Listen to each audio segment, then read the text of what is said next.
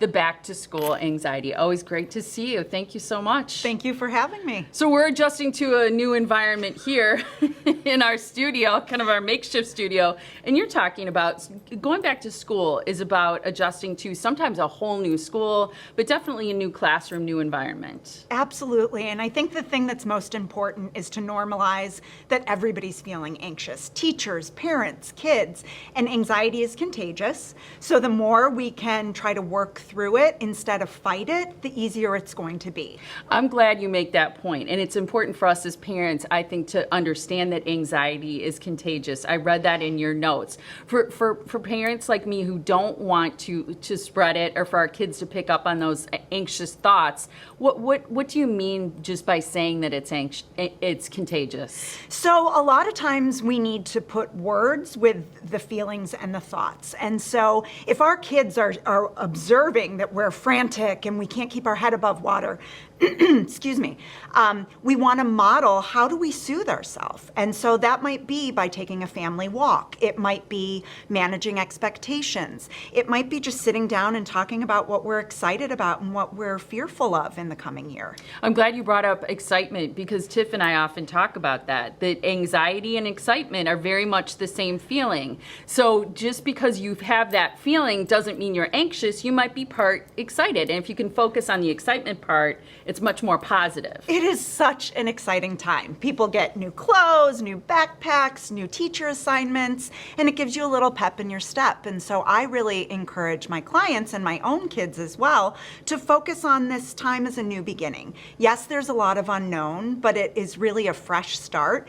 And to do summer in review. What were the highs and lows of the summer? And really take this time to reflect and to look at it in a positive light. I like that, because you say just as anxiety is contagious, positive thoughts and positivity also is contagious, which I love. You mentioned new shoes, new outfits even. Are you a fan of doing something fun as it relates to either back to school shopping or some kind of routine that you can work into the morning that's fun? Oh, I love that. So listening to music in the morning is just really exciting for everybody, and it bridges the generation gap too, if we can find something that we all love. And it just gets kids and parents out the door on a positive note now that we get to leave our home and not have to do online school or online work. Yeah. But also for somebody like myself who has 4 children, I think it's really important to spend one-on-one time with them, either one parent or both parents with one child, because they really appreciate the one-on-one individualized attention. I think they do too. What if you have a child who refuses to go to school? I can't do it. And it's so sad, I think, if you're a parent, to have a feeling like you're pushing them out the door.